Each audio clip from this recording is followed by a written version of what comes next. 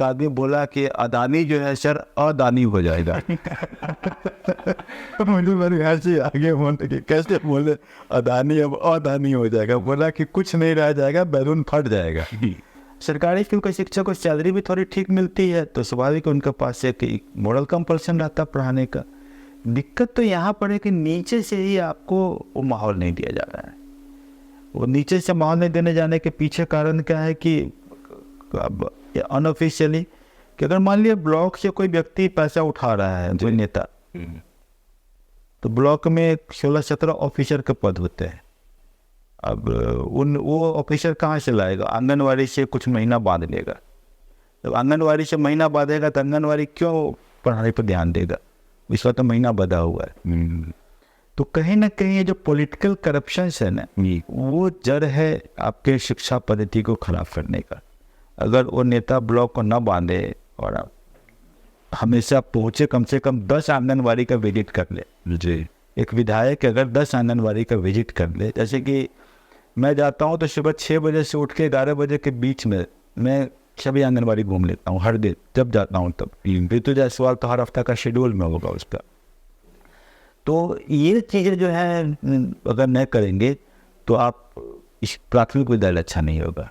प्राथमिक विद्यालय अच्छा नहीं होगा तो फिर मिडिल स्कूल में क्यों कौन सा बच्चा देंगे? वही 8वां में बच्चा पढ़ रहा है और दूसरे क्लास का मैथ नहीं बनाएगा, ये कहानी है। तो वो बच्चे सब क्या उम्मीद करेंगे आप? तो व्यवस्था का दोष कहाँ पर है? पॉलिटिकल लीडरशिप में है।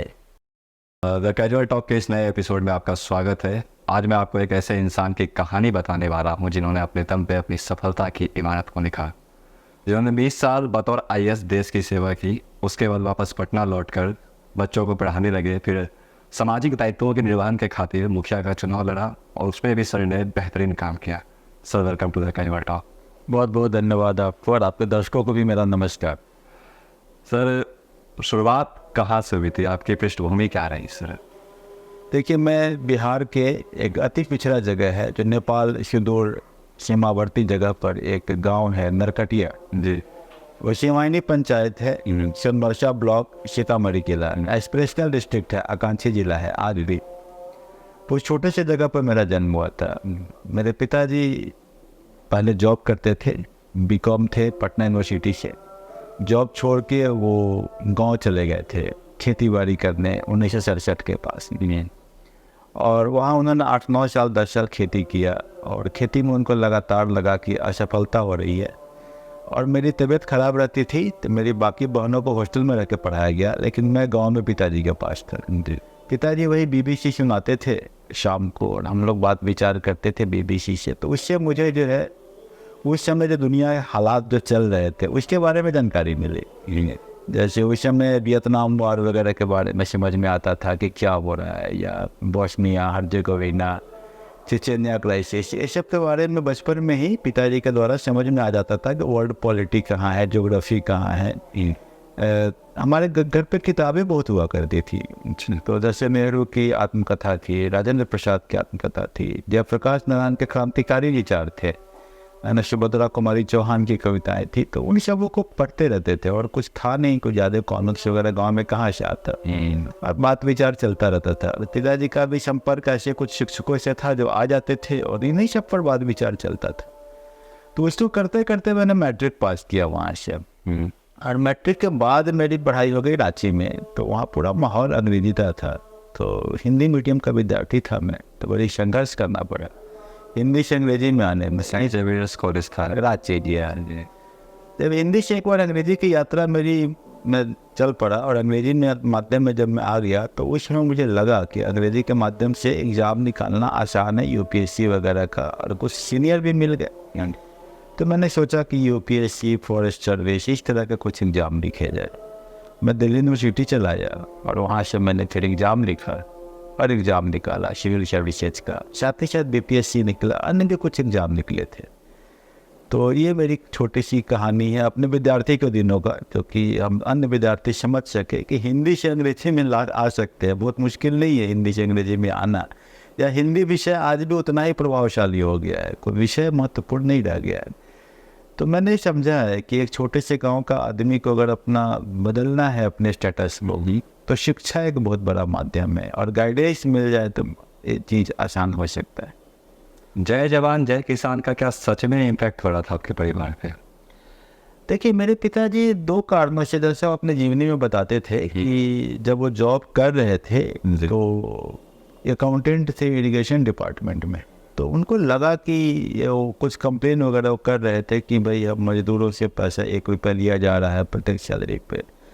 तो इस कारण डिपार्टमेंट में उनको परेशानी भी हो रही थी, वो बताते थे। और दूसरा, थोड़ा सिंपलिस्टिक आदमी थे, बड़ा मिनिमलिस्ट और गांधीवादी विचारधारा के थे। तो उन्होंने सोचा गांव में खेती है और माहौल भी शायद पड़ा था लाल बहादुर शास्त्री का। तो पिताजी देखा मैंने कि वो पंत नगर वगैरह से काफ़ी मैगजीन लेके आते थे और उसको कहते थे, और मुझसे हमेशा ये बात करते थे कि खेती के द्वारा भारत को बदला जा सकता है, उन्नत खेती होनी चाहिए। लेकिन 8 साल के बाद वो उल्टी बातें करने लगे, बोलने लगे कि खेती के द्वारा कोई भी आदमी अपने जीवन को यापन नहीं कर सकता है। तो दोनों चीज़ें मैंने देखा था। सर, पहले आपने बीपीएससी निकाला, फिर यूपीएससी। अपने क्षेत्र के संदर्भ तक पहले आप ऐसे इंसान थे जिन्होंने इस एग्ज़ाम को क्रैक किया था। उसके बाद क्या माहौल चेंज हुआ था वहाँ का? नहीं, लगता है आपने काफ़ी रिसर्च किया है। अब सही आप बोले कि मैं अपने क्षेत्र का बिल्कुल पहला व्यक्ति था।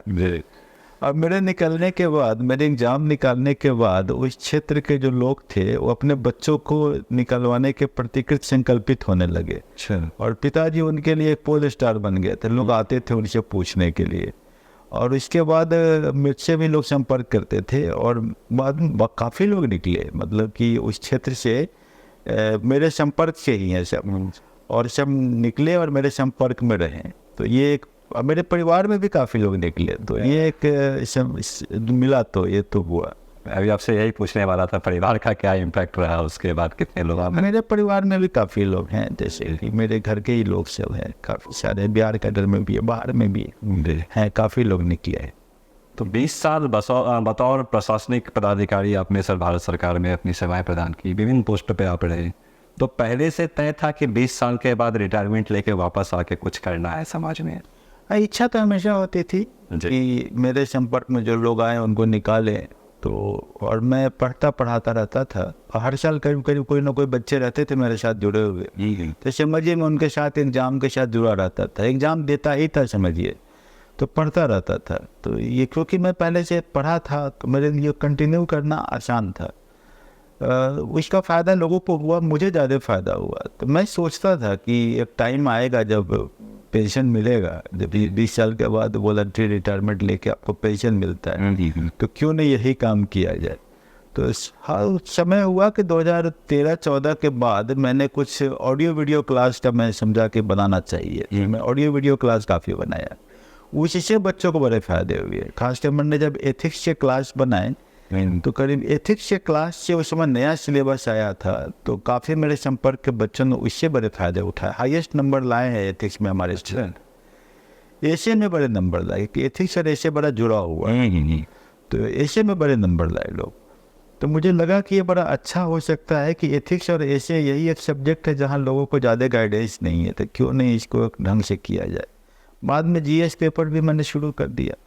तो फिर मेरी वाइफ चली गई समाज सेवा के क्षेत्र में, और थी समाज सेवी तो शुरू से ही थी, लेकिन थोड़ा एक क्षेत्र चुन लिया, वो सिमायनी पंचायत। संजोग ऐसा हुआ, गई देखी गरीबी, तो लगा कि अभी भी बदला नहीं है, तो उन्होंने वहीं काम करने लगी। तो 2-3 साल तक उन्होंने काम किया उस पुराने घर में रह कर, जिस घर को हम लोग बहुत पहले छोड़ चुके थे। अच्छा। पिताजी भी छोड़कर रांची चले गए थे, लेकिन इस घर में रह के वो काम करने लगी। 3 साल बाद वो मुखिया का चुनाव लड़ी, तो लगा कि भाई अच्छा काम कर रही, एक आदमी बदलाव के लिए कर रहा है। हम लोग तो फ्रीडम मूवमेंट में पढ़ते थे कि कोई आदमी छोड़ के जाता है, और एक महिला जो है एशियन गेम विलेज का घर को छोड़ के, उतनी फैसिलिटी छोड़ के गांव में रह रही थी 3 साल से। तो एक विचारधारा में बहुत लगा कि एक द्वलित तो किया, परिवार के बच्चे भी इसमें सपोर्ट कर रहे थे। तो मुझे लगा कि नहीं, कुछ तो सामाजिक उद्देश्य के काम के लिए हम लोग को आगे आना चाहिए, पूरा परिवार ही आ जाते हैं। तो ये हम लोग का विचारधारा बदला। पत्नी रितु जायसवाल का आपके करियर में सर क्या योगदान, सपोर्ट सिस्टम के तौर पे क्या रहा है? देखिए, behind every successful family no there is hand of a family member, I will tell. Human बोलते हैं ना, तो फैमिली मेंबर, तो फैमिली का तो योगदान रहता ही है, तो ये म्यूचुअल होता है जी। उनके साथ मैं खड़ा हूँ, मेरे साथ वो खड़ी हैं, परिवार मेरे साथ खड़ा है, मैं परिवार के साथ खड़ा हूँ।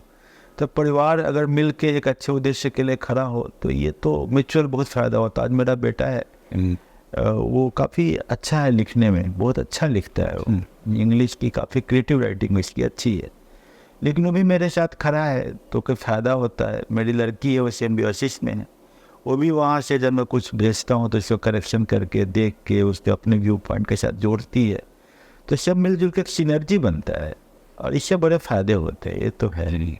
सिंगवानी पंचायत के बारे में सर कहा जाता है कि रितु जायसवाल के आने से पहले उस कंडीशन बहुत ज़्यादा ख़राब थी सर। उसके बाद जिस तरीके से उन्होंने चुनाव लड़ने से 3 साल पहले काम किया, फिर चुनाव जीतने के बाद उन्होंने काम किया, फिर सर अभी आपके कार्यकाल में जो काम हो रहा है वो एक अलग लेवल पे हो रहा है, तो सर क्या मुख्यतः अंतर क्या थी, इसकी वजह क्या थी? देखिए, रितु जायसवाल एक बड़ी जुनूनी महिला है जी। हाँ, तो शिवाहिनी में स्थिति इसलिए नहीं बदल पाई थी क्योंकि वहाँ 3 तरफ से नदियाँ थी और बीच में एक वो गांव है, सब 10-12 गांव इसका समूह है, तो बिजली भी नहीं पहुंच पाई थी। तो बिजली भी नहीं पहुंच पाई थी 2016 में तक। सड़कें नहीं थी, कहीं जाने के लिए खाट एम्बुलेंस की स्थिति थी, तो मतलब कि कोई कारण से लोगों के अपैथी तो थी, या लोगों ने वोट ले लेते थे, काम नहीं होता था। तो रितु जायसवाल यही बात बार बार बोलती है कि लोगों ने वोट तो लिया लेकिन काम नहीं किया। यहाँ पर ये महिला वहाँ पर सब जगह जाने लगी, दिल्ली पटना दौड़ने लगी, हर जगह जा जा के बात करने लगी, और संयोग से प्रधानमंत्री ग्रामीण सड़क योजना में मतलब कि काफ़ी कुछ अधिकारी थे, कुछ और लोग थे, का बहुत सहयोग मिला, तो काम होने लगा। जो उस समय का जो एमएलए था, बाद में उसके अगेंस्ट में लड़ाई लड़ी हो, चुनाव लड़ी हो, वो बोलते थे कि मैडम आपने जितना काम करवा दिया उतना काम तो संभव नहीं है किसी के द्वारा हो पाना, हम तो नहीं करवा सकते थे। लेकिन ठीक है, राजनीति है, बाद में उन्हीं के साथ विरुद्ध चुनाव लड़ना पड़ा, और वो आज उल्टी बातें कहे अलग बात है, लेकिन वो मुझे याद है कि Asian game village Patna Delhi में आकर ये बात को बोल रहे थे हमारे वो एमएलए जो थे उस समय के। तो ये तो व्यवस्था है कि उन्होंने काम किया, और इस बात को मैं बोल रहा हूँ, वो कभी नहीं बोलती है। वो बोलती है कि मुझे मेरा काम करना था, मैं कर रही हूँ, और अभी भी वो कोशिश करती रहती हैं, हर दिन लगी रहती है, आज के दिन में भी। मतलब मुझे कहने में गुरेज नहीं होगा कि बिहार में जहाँ लोग बोलते हैं मुखिया पति काम करते हैं, तो वहाँ मैं ये बहुत जानता हूँ कि मैं भी काम करता हूँ, मैं जाता हूँ ग्राम सभा में करता हूँ, मैं सब काम करता हूँ, लेकिन मुझे रितु जायसवाल के द्वारा बहुत सहयोग मिल जाता है अपने मुखिया के दायित्व का निर्वहन करने में। अच्छा जी। तो सर फिर रितु जायसवाल ही मुखिया रहती, क्या जरूरत थी सर आपको मुखिया क्या चुनाव लड़ने का? हाँ, रितु जायसवाल मुखिया रह सकती थी, लेकिन दिक्कत ये हुई कि राजनीति में आ गई थी, राजनीति में उनको बड़े दायित्व निर्वहन करने थे जी। और उनका एक दूसरा पक्ष बड़ा मजबूत है कि बिहार में कहीं भी महिलाओं, दलित, पिछड़ा या माइनॉरिटी के विरुद्ध में कहीं भी अगर गलत होता है तो पहुँचती वहाँ जरूर है।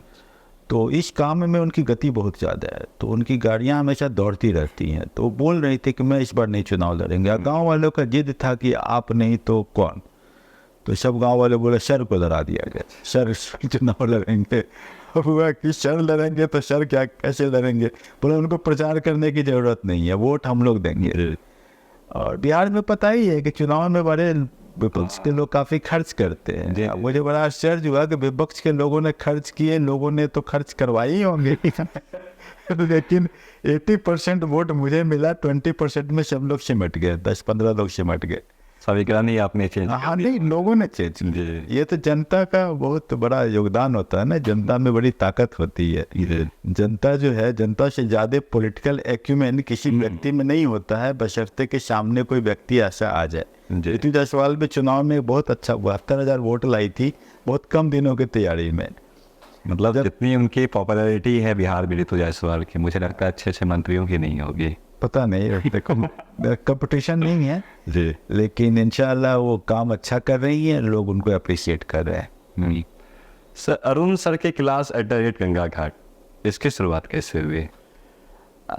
इसकी शुरुआत की कहानी में भी वही है कि मैं पुणे और नागपुर में मैं सोच रहा था कि मेरे जो वीडियो क्लास है जिसका कोलेबोरेशन में करूँ, उसके साथ बात भी चल रही थी, करीब करीब फाइनल भी हो गया। मैं इस कारण से वहाँ पर था और मेरा एक बड़ा इंटरेस्टिंग सा, मैंने नागपुर में एक व्यक्ति मिल गया, वो बोले कि आप मेरे यहाँ बड़ी गरीब क्षेत्र से काम कीजिए, तो मैं चाहता हूँ काम कर। मैंने उनका जुनून देखा। चंद्रपाल चौकसे नाम है उनका। तो चौकसे जी मुझे अपने इलाके में जो घुमाने लगे, रामटेक जगह है, तो मुझे बड़ा लगा कि यहाँ के आंगनवाड़ी पे काम किया जाए, बड़ा अच्छा रहेगा। चौकसे जी बड़े अच्छे आदमी थे, तो मैं वहाँ पर मार्गदर्शन दे रहा था कि आंगनवाड़ी को ठीक किया जाए तो बहुत अच्छा व्यवस्था हो सकती है। तो कांग्रेस के नेता लोग वहाँ बैठे थे, वो लोग बोले कि सर आप बिल्कुल काम कीजिए, बिल्कुल काम। तो मैं रात को वैसे ऋतु जायसवाल को बता रहा था कि भाई यहाँ तो बड़ा अच्छा, लोग बड़े सपोर्टिव है, बिहार की जैसी स्थिति नहीं है, यहाँ पर लोग काम करने की बात सोचते हैं और नेता के द्वारा पहल की जा रही है। तो बोले कि छोड़ो, नेता के द्वारा पहल कहीं की जाए न की जाए, आप आके गंगा घाट देखो यहाँ पर क्या स्थिति है। बच्चे रुक बैठ के कहीं कुछ नहीं करते रहते हैं, ग्रुप डी की तैयारी कर रहे हैं। तो यहाँ आके एक बार देखो, ये ज़रूरी है, ये अपना जगह है। तो मैं यहाँ आया, आके देखा, तो मैंने बस इसके बाद ये अशोका सिविल सर्विसेज, गंगा घाट, ये सब पूरा जहाज जो है शुरू हो गया। नहीं, उससे पहले वीडियो एक वायरल हुआ था, ग्रुप डी की जो तैयारी करते थे गंगा घाट। हाँ, उसी को देख के ऋतु जायसवाल देखने आई थी, चूँकि नहीं रहते बोरिंग कनाल रोड में, तो घूमने उमने गई, तो देख रही थी, समझी वो बात को, लोगों से बात की, तो वही बात मुझे बोली कि कल ही मैं गई थी, ऐसा ऐसा मैंने देखा, यहाँ मुझे लगता है आपकी ज़रूरत ज़्यादा है, आप आओ। तो मैं तो नहीं कर पाऊँगी। तो मैं बोला ठीक है, मैं आता हूँ। मैं आके देखा तो मेरा नागपुर का वो चीज़ बंद हो गया और गंगा घाट शुरू हो गया। नहीं तो वहाँ मेरा तो सभी मराठी न्यूज़पेपर में आए थे। अच्छा, क्या क्या आमचा महाराष्ट्र आंगनवाड़ी थे, IAS जो है यात्रा चालू है, ऐसे करके आया था। तो लेकिन हाँ, वहाँ नहीं हुआ, यहाँ होना था, यहाँ हो गया। तो आंगनवाड़ी का वो मॉडल सिंगवानी पंचायत में काम आया, मतलब शिवानी पंचायत में आंगनवाड़ी का मॉडल काम आ रहा है, ये बात तो है। एक अकेला शिवानी पंचायत में मैं देख रहा हूँ कि आंगनवाड़ी में अच्छा माहौल बना है, बच्चे वहाँ आते हैं और वहाँ एक CDPO है जो अच्छा काम कर रही है। ये तो है, हमारे पंचायत के लिए खासकर अच्छा काम कर रही है। सर आपके पढ़ाने का तरीका बिल्कुल अलग है, आप समाचार पे विचार करते हो, ये क्या कॉन्सेप्ट है सर? देखिए, बड़ा इंटरेस्टिंग बात आप बोल रहे हैं। आपको कोई भी कंपटीशन हो, सिपाही से लेके और IAS तक की परीक्षा, उसमें जो प्रश्न आएंगे आप देख लीजिएगा, कोई भी आदमी समझ सकता है इसको। मैं नहीं बोल रहा हूँ, आप समझ सकते हैं कि 60% प्रश्न डायनेमिक होते हैं। डायनेमिक को जो प्रत्येक दिन बदलता है, और डायनेमिक को जोड़ना है आपको स्टैटिक के साथ, डायनेमिक को जोड़ना है जीवन के एप्लीकेशंस के साथ जी। तो 100 में 60 प्रश्न जहाँ से आते हैं वो तो पढ़ाई जानी चाहिए कि नहीं? बिल्कुल, वही पढ़ाई जानी चाहिए। स्टैटिक तो 6 से 12वां का NCERT है, वो तो पढ़ाया जा चुका है जी। उसको तो खाली हम स्टैटिक में मान लिया कि आज का न्यूज देखिए, कॉलेजियम सिस्टम और NJSC की बात हो रही है। तो भाई साधारण सी बात है, सुप्रीम कोर्ट के जज के अपॉइंटमेंट के लिए जो आज बात हो रही है, उस बात को आज का अटॉर्नी जनरल ने जो बोला उसको हम जोड़े उससे, अब कितने सारे क्वेश्चन निकल जाएंगे। अटॉर्नी जनरल क्या होता है, NJSC क्या होता है, कॉलेजियम क्या होता है, बहुत सारे प्रश्न भर जाएंगे उससे। अब हमने डायनेमिक स्टैटिक को जोड़ दिया, क्वेश्चन यहाँ से ज़्यादा आते हैं। कल ही मैं बात कर रहा था जैसे कि आपका मोलिकुलर क्लाउड के बारे में बात कर रहा था। स्वाभाविक बात है, तारों का जीवन चक्र आप पढ़ें, इसके साथ जोड़ दीजिए, क्वेश्चन वहाँ से आएगा। तो क्वेश्चन तो 60% वहाँ से ही आना है जी। तो वो प्रश्न पढ़ाया जाना बहुत ज़रूरी है। दुर्भाग्य की बात है कि कहीं भी इसके बारे में गहन अध्ययन के साथ नहीं पढ़ाया जाता है, इसके साथ मजाक किया जाता है। जैसे कोई बता जेल में क्या खाना मिलता है या कुछ भी बताया जाएगा, आपके 4 दांत टेढ़े क्यों होते हैं, समथिंग बस जिसका कोई मतलब नहीं, मजे के लिए पढ़ाया जा रहा है। लेकिन एक अप्रोच के साथ कि एग्जाम में आए वो कहीं नहीं पढ़ाया जा रहा है, ढंग से नहीं पढ़ाया जा रहा है। तो सिर्फ यूट्यूब पे, लेकिन वहाँ क्वेश्चन पूछने का तो जो नहीं है ना, वाइस वर्षा नहीं है कि आप पूछे वो समझे तो फिर दोबारा बताए। वहाँ तो एक टीवी का इडियट बॉक्स की तरह आप पढ़ दीजिए, बस बच्चे सुन लेंगे, इससे तो नहीं चलेगा ना। ये होना चाहिए 2 वे कम्युनिकेशन। तो ये ज़रूरी है। सर एक दिलचस्प बात जो मतलब मैंने अभी आपके लिए जो मैं क्वेश्चन तैयार कर रहा था, रिसर्च कर रहा था, उसमें मालूम चली आपके छात्र बोलते हैं कि अरुण सर ने बोला ये क्वेश्चन आएंगे तो मतलब आएंगे। ये सर किस लेवल का कॉन्फिडेंस है? मतलब अधिकांशतः क्वेश्चन नहीं, ये लॉजिकल है। चमत्कार कुछ नहीं होता, चमत्कार सिर्फ टीवी वाले दिखाते हैं कि मतलब शर्फा वाले ने कर दिया, मन की बात जान के। ये चमत्कार नहीं है। अभी जैसे मैं आपको 4 दिन का मैं न्यूज पढ़ा हूँ। अब बताइए, मैंने इकोनॉमिक सर्वे पर बताया, मैंने बजट की बात किया, मैंने शेयर का, अडानी जी का कैसे शेयर कैपिटल मार्केट कैसे काम करता है बताया। जी। मैं अभी कल जो है कुछ यूएवी ड्रोन के बारे में बात कर रहा था। अब ऐसे तो क्वेश्चन आएंगे ना भाई। एक आया है डायनेमिक के 60% प्रश्न आने, तो आएंगे ना। जैसे कि यहाँ के लोग बोलते हैं कि भाई Bihar public service commission Buddha से क्वेश्चन आएगा। बताइए, स्टैटिक से जब बुद्धा आएगा वैसे ही 4 दिन के न्यूज से भी तो कुछ आएगा, तो वो आना ही है। तो इसमें कौन सा चमत्कार है? क्वेश्चन तो आउट रहता ही है कि भाई को कौन कौन इम्पोर्टेंट है। आप बीपीएससी का या यूपीएससी का आप क्वेश्चन से लिख लीजिए ना, 3 पेज में क्वेश्चन से उसके बीच से आएंगे ही आएंगे। उसका ट्रीटमेंट कैसे करेंगे ये महत्वपूर्ण है। क्वेश्चंस को आप इफेक्टिव वे में प्रोड्यूस कैसे करेंगे ये महत्वपूर्ण है। ये न्यूज़पेपर बहुत अच्छे तरीके से बता देता है। तो सर क्या ये आपका पढ़ने का भी यही तरीका था जब आप तैयारी कर रहे थे यूपीएससी या बीपीएससी का? नहीं, मैं उतने अच्छे से नहीं पढ़ पाया था। जी। सही बात है। जब मैं तैयार किया तो मैं सबसे कम प्रिपेयर्ड स्टूडेंट था। अच्छा। हाँ, लेकिन जब मेरे बच्चे निकलने लगे तो मैं ज़्यादा प्रिपेयर्ड होता चला गया। तो मेरी अपनी तैयारी के समय में बहुत ज़्यादा प्रिपेयर्ड नहीं था, लेकिन फिर भी रिजल्ट आ गए। लेकिन बाद में मैं देखा कि मैं ज़्यादा प्रिपेयर्ड हूँ। जब मैं मसूरी में ट्रेनिंग में था तो ट्रेनिंग के निकलते निकलते मेरे साथ वाले जो स्टूडेंट मेरे साथ जो ट्रेनिंग किए थे या एकेडमी में जितने लोग थे वो सब बोलते, करुण तू तो बहुत ज़्यादा जानते हो यार, तुम्हारा क्या हमने किया? मैं तो पढ़ रहा हूँ, तुम लोग नहीं पढ़ते हो, क्योंकि मुझे मेरे भाई भी कोई एग्ज़ाम निकलवाना है। अच्छा। मेरे बगला को एग्ज़ाम निकलवाना है, तो मैं उसके लिए पढ़ रहा हूँ ना। तो बोला अच्छा, इसीलिए तुम्हारा इतना नॉलेज बढ़ता जा रहा है। बोले कि हाँ, वो कारण यही है। तो बाकी लोग छोड़ देते होंगे शायद, मैं पढ़ते रहा हूँ, यही कारण होगा। तो ये गंगा घाट पे जो क्लास लगती है सर, तो उसमें लिमिटेशन होती है क्या छात्रों की, बस इतने ही इसके बाद नहीं, या फिर अनलिमिटेड कोई भी आके पढ़े लिखे? देखिए, ये क्या है ना, माल्थेशियन प्रिंसिपल है जी। सिद्धांत बड़ा सिंपल सा है। आप वहाँ 2000 बच्चे ला दीजिएगा ना, टिकेंगे 2000 बच्चे नहीं, टिकेंगे वही 40-50 बच्चे जो एग्ज़ाम निकालने वाले हैं। जी सर। ये मेरा देखा हुआ है। 400 बच्चों की भीड़ होती है। जब टेस्ट लेते हैं 1 2 3 तीसरा टेस्ट होते होते 40-45 बच्चे ही टिके होते हैं। तो जो टिकेंगे वो निकलेंगे, जो न टिकेंगे वो न निकल पाएंगे। यही बात है। तो वहाँ पर भीड़ जितनी भी आ जाए, मैं जानता हूँ कि ऑटोमेटिकली वो 10% रूल अप्लाई करेगा। एक दिलचस्प बात इसमें सर ये निकल के आती है कि जैसे मैं देख ही रहा था, आपको मतलब शायद पहले से मालूम होता है देख के, हाँ इसका सिलेक्शन हो जाएगा, इसका सिलेक्शन हो जाएगा, इसका सिलेक्शन हो जाएगा। किसी को भी, आपको भी पता लग जाए। मेरे साथ 5 दिन रहिए ना, और आप 2-4 टेस्ट का रिजल्ट देख लीजिए, तो आप भी बोल दीजिएगा बच्चा निकल रहा है, ये बच्चा इतना नंबर लाने वाला है, ये बच्चा टॉप करेगा। ये सब आपको भी पता लग जाएगा। ये बहुत, इसमें भी रॉकेट साइंस नहीं है, ये बहुत आसान प्रक्रिया है। क्योंकि बच्चों का जो एटीट्यूड है ना जी, वो बोलता है, उसका मेहनत बोलता है, उसकी ईमानदारी बोलती है, उसका दिमाग नहीं बोलता। तेज बच्चा नहीं निकालता, मेहनती और ईमानदार बच्चा निकालता है।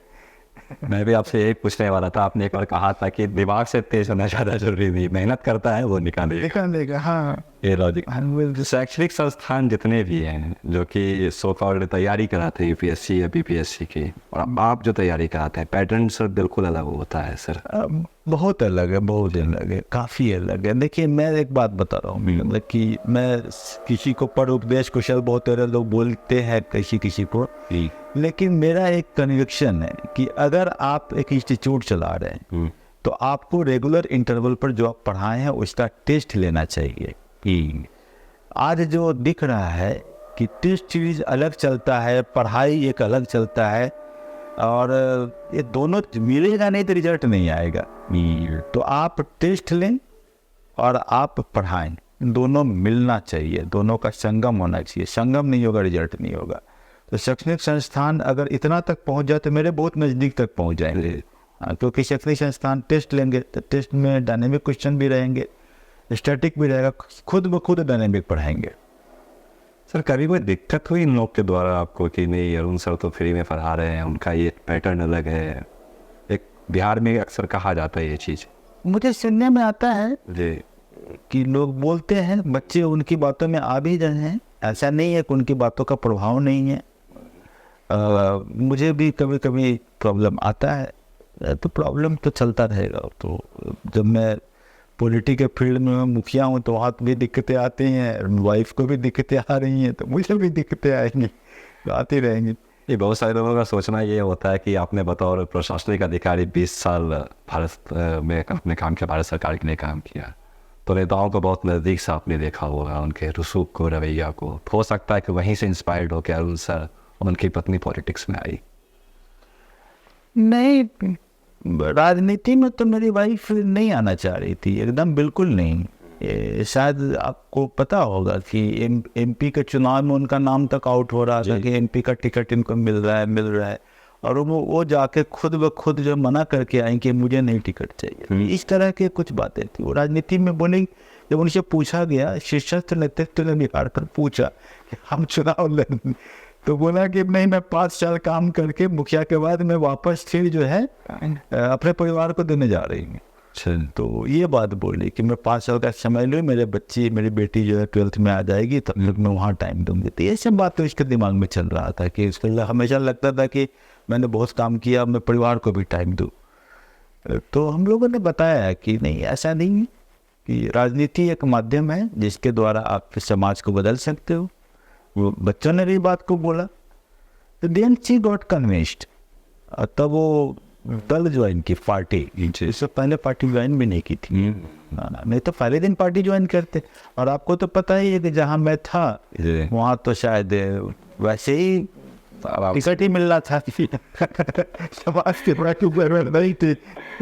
ये सवाल उठते हैं, इसलिए मैंने आपसे पूछा। अगर मैं रहता तो शायद मैं 10 साल की नौकरी जब मेरी हुई थी 2006-07 में, तो मैं इस पोजीशन में जरूर था कि टिकट शायद मिल सकता था, या मेरे परिवार के लोग इस पोजीशन में पहुंचे हुए थे कि टिकट वैसे भी मिल जाता। तो उस समय तो कोशिश नहीं हुई। तो जब इतना लंबा रास्ता क्यों है, मुखिया क्यों बने? तो सर मुखिया का पोस्ट माइलस्टोन है, इसके आगे कुछ नहीं। राजनीतिक महत्वाकांक्षा की अगर बात नहीं, मुखिया एक प्राथमिक पाठशाला है जी, और एक मोरल कंपल्शन कर दिया जाना चाहिए हर नेता के लिए कि अगर आप राजनीति में आगे आना चाहते हैं तो आप प्राथमिक पाठशाला को बहुत नज़दीक से ज़रूर देखें, बहुत नज़दीक से। क्योंकि जो विलेज लेवल जो पॉलिटिक्स होता है, गांव के स्तर पर जो राजनीति होती है, जो राजनीति का पूरा की समझ में जितने डोमेन खुले होते हैं, उतना आपको विधानसभा के लिए नहीं होता है, उतना आपका एमपी में नहीं होता है। वेरी क्लोज फाइट कंपटीशन मुखिया में, बहुत ज़्यादा। तो ये अब उससे भी ज़्यादा क्लोज फाइट जानते कहाँ होता है? वार्ड मेंबर में होता है। जी सर। जितना छोटा चुनाव उतनी ज़्यादा मशक्क़त होती है। तो अगर आपको सही में समझना है कि what are the expectations of the people, aspirations of the people, how people perceive you, कैसे आपको देखते हैं, तो आपको छोटे चुनाव से ऊपर की ओर आना चाहिए। ये बहुत बड़ा लाइफ लर्निंग एक्सपीरियंस होता है। क्योंकि सर बिहार एक ऐसा प्रांत है, प्रदेश है, जहाँ पे मुखिया मतलब विधायक से कम तो नहीं होते हैं। वो मुखिया बन गए, उनके अंदर एक स्वैग आ जाता है, लिटरली देखा जाता है, बहुत सारे पंचायत में या क्षेत्र में ये देखा गया है। और उसके बाद क्या होता है कि वो अपना जो दायित्व का निर्वहन होता है वो आमतौर पर भूल जाते हैं। एक बार जीत गए, उसके बाद पूर्व मुखिया का बोर्ड लगा के बैठे रहते हैं। लेकिन ऋतु जायसवाल के साथ या फिर आपके साथ ऐसा बिल्कुल भी नहीं है। नहीं, थोड़ा मैं इत्तेफाक नहीं रखूँगा। मैंने देखा है कि काफ़ी सारे मुखिया बहुत अच्छा काम कर रहे हैं जी। अब मेरे इर्द गिर्द के लोग भी बहुत अच्छा काम कर रहे हैं। वाकई में एक नया पीढ़ी जो है वो आ रहा है। ये जो है ये शायद थोड़ा पहले की बात है या कुछ जगह ऐसा होगा, लेकिन ऐसे लोगों की संख्या बड़ी तेज़ी से बढ़ रही है जो बड़ा अच्छा काम कर रहा है। और आपको अभी जो स्थिति ये हो गई है कि सरकार के द्वारा ग्राम सभा को फंड कम दिए गए हैं और काफ़ी सारे इसमें बाइंडिंग्स भी दिए गए हैं और ऑडिट मैकेनिज्म स्ट्रॉन्ग कर दिया गया है। तो पहले से जो डिस्क्रिशनरी पावर जो है काफ़ी कम हो गए हैं ग्राम सभा के। तो अभी व्यवस्था बदली हुई है और लेकिन हमें लगता है कि इनको पावर ज़्यादा दिया जाना चाहिए और इनके ऊपर सोशल ऑडिट ज़्यादा बहुत ज़रूरी है। लेकिन अब आप समझे कि मनरेगा कम कर दिया गया है इस बजट में, ये हमारे ग्रामीण परिवेश के लिए बहुत अच्छी बात नहीं है, क्योंकि मनरेगा जो है गांव की इकोनॉमी को मोबिलाइज करती है। तो कारण यही है कि जो लोग वहाँ बैठे हैं उनको पता नहीं है गांव कैसे चलता है, तब तो मनरेगा का पैसा कम किया गया है। ये बिल्कुल। तो उनको चाहिए कि गांव में आके जियाडरेज है ना, जियाडरेज इकोनॉमिस्ट है, अमर्त्य सेन जैसे इकोनॉमिस्ट है, अभिजीत बनर्जी है, स्टर डुफ्लो है, माइकल क्रैमर, इस तरह के इकोनॉमिस्ट के साथ गांव में जाएं और समझें, क्योंकि ये जो दिल्ली का इकोनॉमिक्स है वो हमारे गांव के लिए बड़े घातक हैं। तो ये बात कौन समझाएगा? एक मुखिया समझाएगा। मैं मुखिया हूँ तो मैं इस बात को बोल रहा हूँ। सर, कहा भी जाता है, देखा भी गया है कि एक शिक्षक ही समाज का सच्चा नायक होता है। तो एक शिक्षक के तौर पे आपकी सबसे महत्वपूर्ण जिम्मेदारी क्या है सर समाज के लिए? देखिए, मैं ग्रामीण परिवेश में, मैं जो गांव में जब बात करता हूं तो मैं लगता हूं मैं वहां बड़ा प्रभावशाली शिक्षक रहता हूं। अच्छा। जब मैं ग्राम सभा में अपने लोगों से बात करता हूं तो उनके बीच में एक बहुत अच्छे विचार उत्पन्न होते हैं। आप सिवानी जाएंगे, वहाँ का सामान्य जनता से भी बात आप करेंगे तो बड़ा देश की राजनीति को बहुत अच्छा से समालोचना करके बता सकता है। हमारे गांव में मैं पिछले ग्राम सभा से पहले मैं कुछ लोगों के साथ बैठा था। अच्छा। तो वो एक आदमी बोला कि अदानी जो है सर अदानी हो जाएगा। मुझे बड़ी हंसी आगे बोलने की, कैसे बोले अदानी अब अदानी हो जाएगा? बोला कि कुछ नहीं रह जाएगा, बैलून फट जाएगा। अब बताइए, गांव का आदमी था वो और वो अदानी का। मतलब क्यों? बोला कि सर देखिए, सब जगह वेयर हाउस बन रहा है, कि कृषि नीति में परिवर्तन हो रहा है, लेकिन क्या समझते हैं कि काम हो जाएगा? नहीं हो पाएगा। तो मतलब कि लोग का विजन बड़ा ब्रॉड है जी। तो शायद हो सकता है हम लोग वहाँ बात करते रहते हैं तो लोगों के अंदर में भावनाएं आती रहती है। फिर कोई एक आदमी बोला कि शायद 25 हेलीकॉप्टर चला लेने से चुनाव नहीं जीता जाएगा। तो मैं बोला मतलब, फिर वही सब बात कि भाई क्या इलेक्टोरल बॉन्ड की बात कर रहा था वो। जी। तो आप समझ रहे हैं ना कि शिक्षा का असली मतलब तो गांव के लोगों को राजनीतिक रूप से सजगता देना है। जी जी जी। ताकि राजनीति जब सजग होगी तो गांव में उसके शिक्षा का प्रभाव स्कूलों में भी दिखेगा। तो बहुत जरूरी है। नहीं तो आज क्या हो रहा है कि बिल्डिंग से बन जा रहे हैं, शिक्षा स्कूलों में नहीं हो रही है। लोग तत्पर है, लेकिन दिक्कत क्या है कि ऐसे लोग राजनीति में आ जाते हैं जो गाँव में रहते हुए गाँव को नहीं जानते हैं। वो गांव के स्कूल से पढ़े हैं लेकिन उनको पढ़ाई के कारण राजनीति में नहीं आए हैं, वो अपने किसी और कारण से। और गांव के स्कूल की व्यवस्था से पढ़ते हुए गांव के स्कूल को सुधार नहीं रहे, इन लोग राजनीति में आ जाते हैं। तो ये बड़ी खराब व्यवस्था है।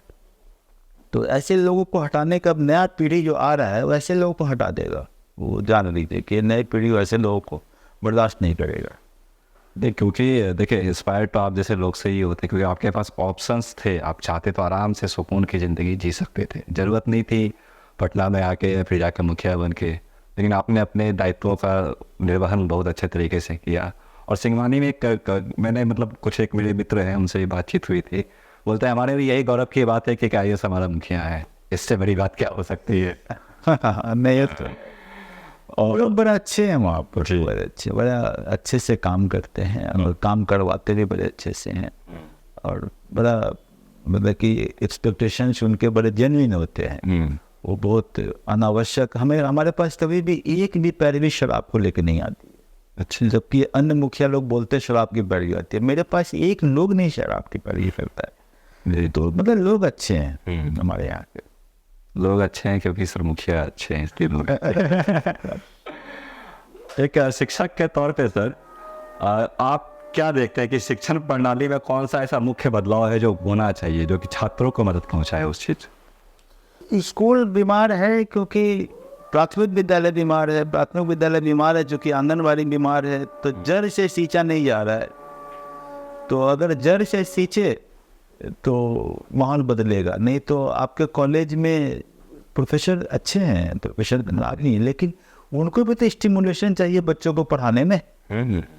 तो प्रोफेसर को मज़ा ही नहीं आएगा। अब इतने अच्छे अच्छे पटना यूनिवर्सिटी में गोल्ड मेडलिस्ट, इतने बढ़िया इंटरनेशनल रिप्यूट का प्रोफेसर लोग हैं, अब वो बेचारे उनका भी जो पढ़ाने की क्षमता में कुंठित होते जा रहा होगा।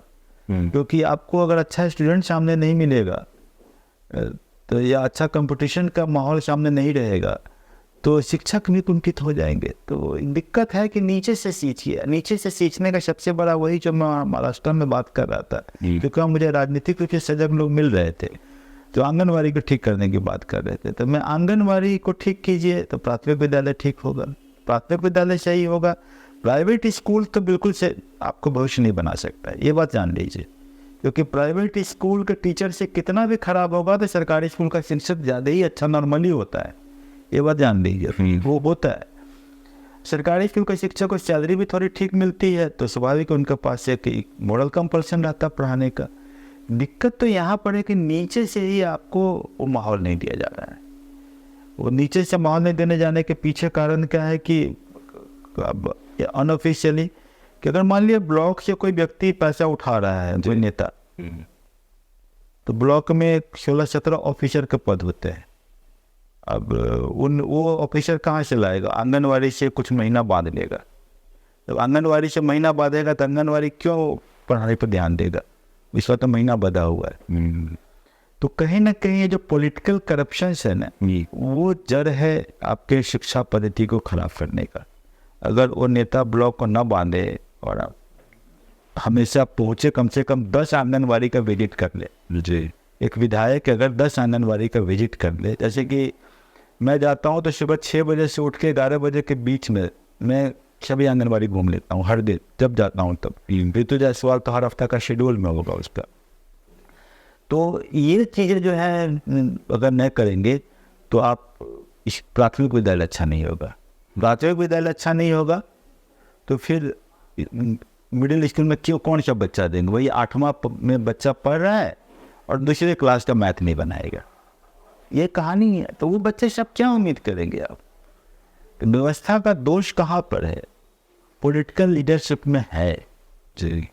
ग्रामीण बेचारा क्या करे? वो अगर ज़्यादा करे, ग्रामीण में आंगनवाड़ी की जो महिला है वो किसी समूह की होगी, किसी जाति की होगी, किसी परिवार का होगा। उसके विरुद्ध में करने से तो उसके खेत का धान कट जाएगा, तो वो तो बोलने नहीं जाएगा। लेकिन एक जो पॉलिटिकल लीडर है वो 16 अधिकारी हैं ब्लॉक में, उस पर तुम प्रेशर डालो, क्योंकि अनुश्रवण समिति तो आपके पास है, विधायक तो आप हैं।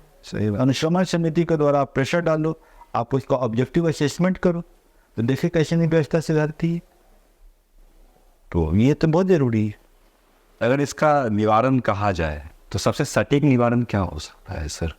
सबसे इजीएस्ट वे में अगर देखा जाए तो देखिए, सटीक निवारण का इसका हल भी पॉलिटिकल है।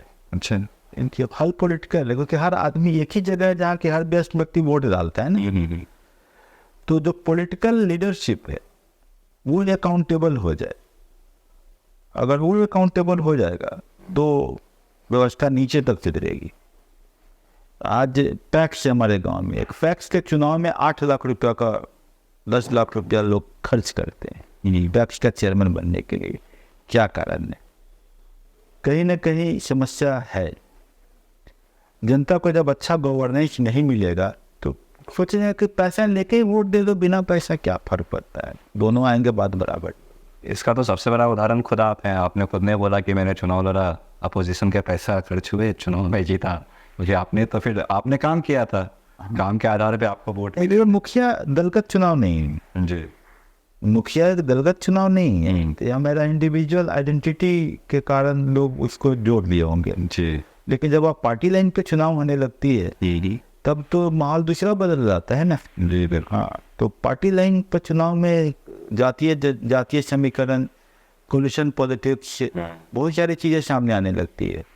तो वहाँ माहौल अलग है। वहाँ लोग अपने गांव को नहीं जिताते हैं, वहाँ व्यक्ति को जिताने लगते हैं। यहाँ उन्होंने अपने गांव और पंचायत को जिताया है, जबकि विधानसभा वगैरह राजनीति में लोग जो है व्यक्ति को जिताने लगते हैं। तो गांव नहीं जीतता, गांव हारता है, व्यक्ति जीतता है। एक महत्वपूर्ण सवाल युवका में सवाल ही कहने उठ के आता है कि हिंदुस्तान गुरुकुल परंपरा रहा है हिंदुस्तान में, आखिर ऐसा क्या हो गया बीच के समय में कि आज के डेट में एजुकेशन एक बिजनेस बन के रह गया है? मुख्य वजह अगर देखा जाए एक शिक्षक के तौर पे आप क्या देखते हैं सर इसका? शिक्षा का कारण भी वही राजनीतिक ही है। आप शिक्षा का बजट आप देख रहे हैं कितना परसेंट, 2% के करीब में जाता है जबकि 6% से कम होना नहीं चाहिए।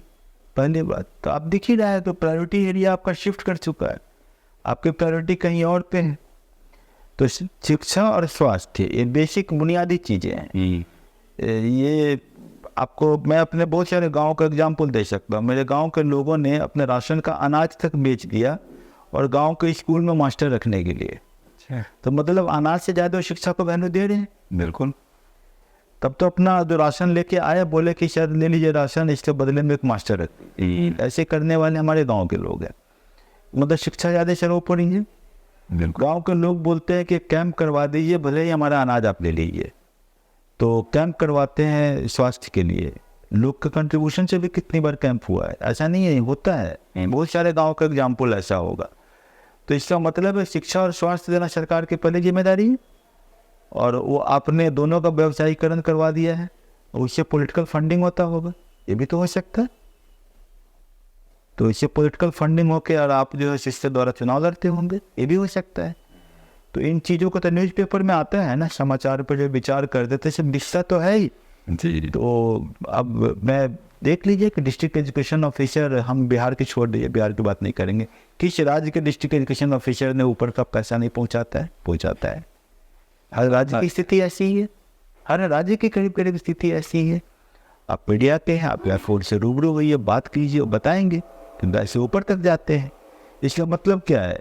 ये पॉलिटिकल फंडिंग का जरिया है, इंस्टीट्यूशनलाइज करप्शन है। Corruption is always anti poor, corruption हमेशा गरीबों का विरोधी होता है।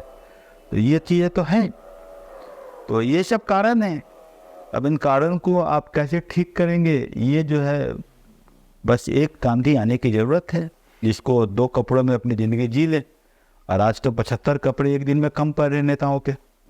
एक दिन में उनका तो शूटिंग होता है, इसमें ये ड्रेस, इसमें ये ड्रेस, इसमें ये ड्रेस, दिख रहा होगा। इन सब चीज़ के अलावा अगर आपको टाइम मिलता है तो सबसे बेहतरीन टाइम पास आपका क्या रहता है? बेहतरीन टाइम पास गंगा में डॉल्फिन देखा, बड़ा अच्छा लगता है। मैंने बहुत डॉल्फिन देखे हैं गंगा में खड़ा होके। डॉल्फिन देखना और दिखाना बड़ा अच्छा रहता है। बहुत लोगों को दिखाते रहता है लोग, तब तक उनकी नज़र इधर से उधर हो जाती है। इसे यार सारा गंगा का जा रहा था ये, बिल्कुल नहीं। हाँ। और एक गरीबी की बात आपने सर की, कई बार देखा जाता है एक शिक्षक के तौर पे आपने महसूस भी किया होगा, और आपके क्लास में ऐसे बहुत सारे छात्र आते होंगे जो गरीबी की वजह से अपनी पढ़ाई को बीच में छोड़ देते होंगे। मन व्यथित होता है देख के कभी? नहीं, ये बात मुझसे कभी कुछ दिन पहले किसी ने पूछा था। हम बोल रहे थे देखो भाई, आप गरीब हो, ये तो आप जन्म हो गया गरीब हो, लेकिन अब गरीबी से निकलने के लिए संघर्ष करने वाला कौन होगा? आप ही होगे। तो संघर्ष करो ना। क्या चाहिए? पढ़ने के लिए कुछ ज़्यादा चीज़ें नहीं चाहिए, गंगा घाट फ्री है, किताबें बहुत कम हैं जी। आप पढ़ो, निकलोगे कहीं निकलोगे। और आपको लगातार मेहनत करना, संघर्ष नहीं करोगे तो अपने जीवन को कैसे ऊंचा उठाओगे? तो संघर्ष तो करना ही पड़ेगा। तो व्यथित क्यों होने का है? उनको काम करना है, दे मस्ट डू इट। और उनके पास विकल्प भी क्या है? कोई विकल्प भी तो नहीं है, निकलना तो नहीं को होगा। तो ये मैं उसको मोटिवेट करता हूँ कि आप आगे बढ़ो। आपसे भी खराब गरीबी से लोग निकले होंगे जी। और आज के समय की बात छोड़ दीजिए, पहले तो लोग काफ़ी गरीबी से पढ़ के निकले। ईश्वर चंद्र विद्यासागर हैं, आपके बाबा साहब अम्बेडकर हैं, कितने लोग हैं। तो अब अमेरिका में निकले हैं लोग, तो भाई तुम क्यों नहीं निकल सकते? निकलो। तो निकलना तो तुम्हें ही पड़ेगा, इसमें व्यथित क्या होना है? आपकी गरीबी है तो आपको इससे निकलने के लिए संघर्ष करो और आप निकलोगे। व्यथित तो बुढ़ापा को देखते होता है कि बेचारे के पास हेल्थ नहीं है, अब उसको क्या किया जाए, अब ऊपर से गरीबी, जिंदगी बर्बाद हो चुका, अब क्या करें? तो वहाँ व्यथित होता है। इनको देख के क्यों व्यथित होगा? इनको तो आगे बढ़ना है।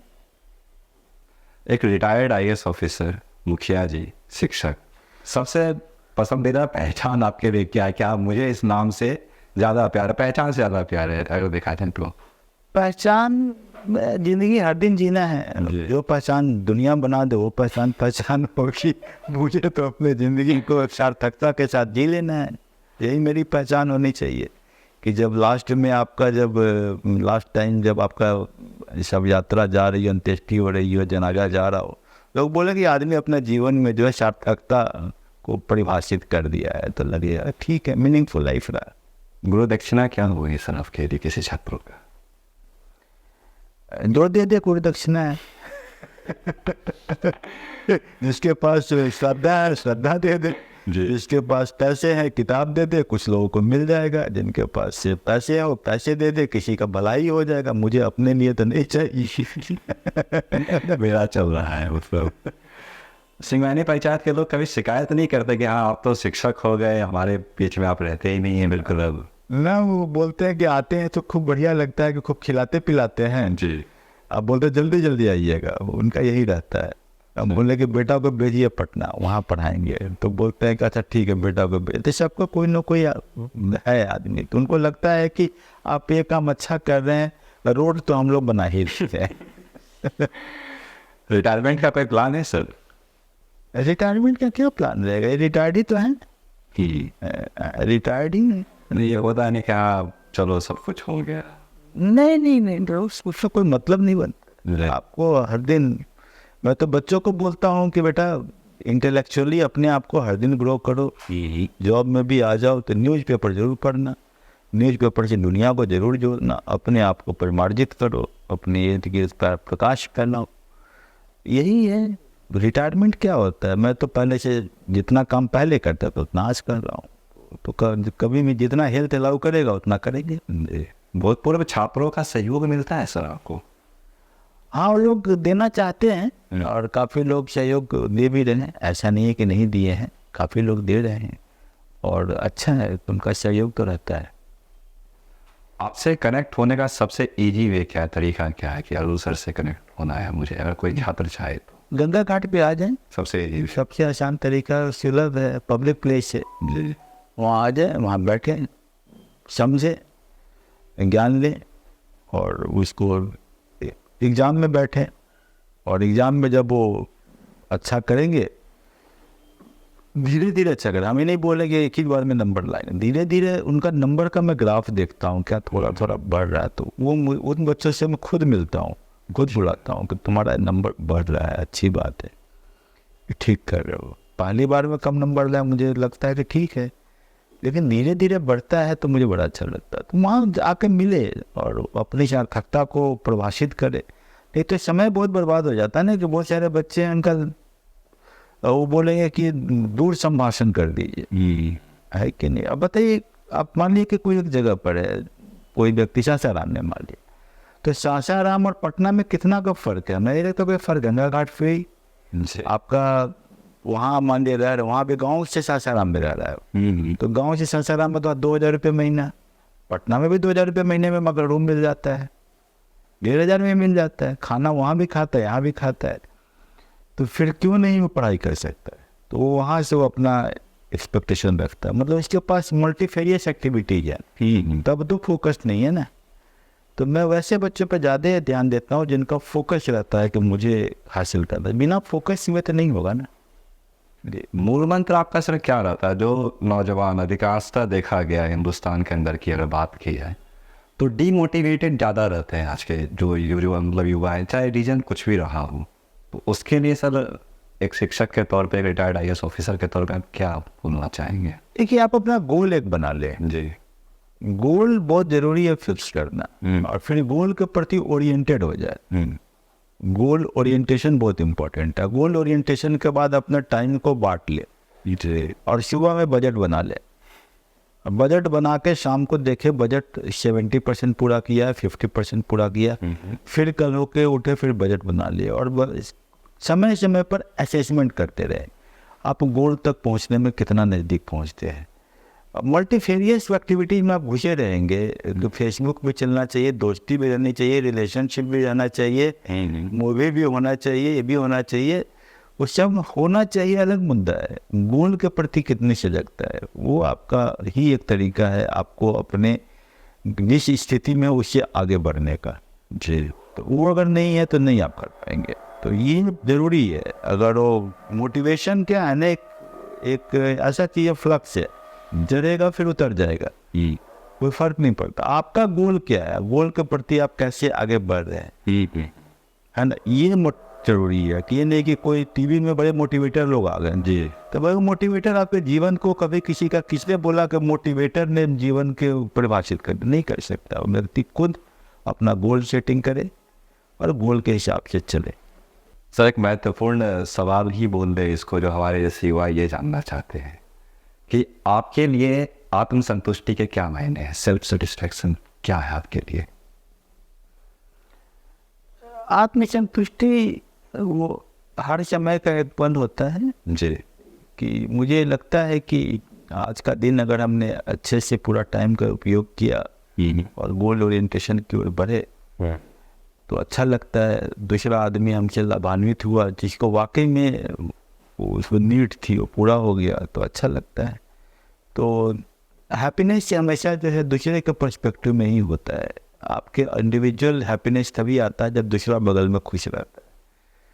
तो ये है कि लोग बगल बगल में अगर अच्छे हैं वो अपने जीवन तो अच्छा लगता है। यही से आत्मसंतुष्टि वहीं से मुझे मिलती है।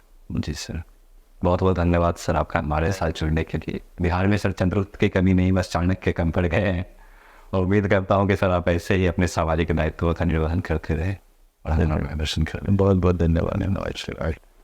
और एक कैजुअल टॉक के हमारे जो आदित्य और मुकुंद जी जो कैमरा पर हैं तो ये लोग जिस तरीके से आज सवाल कर रहे थे या जिन्होंने जो किया, यह मिसाल है कि बिहार के पत्रकारिता के क्षेत्र में अच्छे मिसाल उत्पन्न हो रहे हैं। और पत्रकारिता भी एक चौथा स्तंभ है हमारे प्रजातंत्र का। और ऐसे पत्रकार जो कि प्रोबिंग क्वेश्चन पूछ सकते हैं, एम्बैरेसिंग क्वेश्चन पूछ सकते हैं, यही लोग एक रास्ता भी दिखा सकते हैं। क्योंकि एम्बैरेसिंग क्वेश्चन पूछना ही एक सच्चा जो है सत्याग्रह है। Gandhi had been killed because he was asking embarrassing question. तो पत्रकार का काम है कि एम्बैरेसिंग क्वेश्चन पूछिए और पूछ के आप जो है सच्चाई को सामने लाइए। सच्चाई जानने का जो तरीका है वो मैं पत्रकारिता में ये लोग जो मिसाल कर रहे हैं, इसके लिए कैजुअल टाइम के आदित्य और मुकुंद जी को बहुत बहुत धन्यवाद।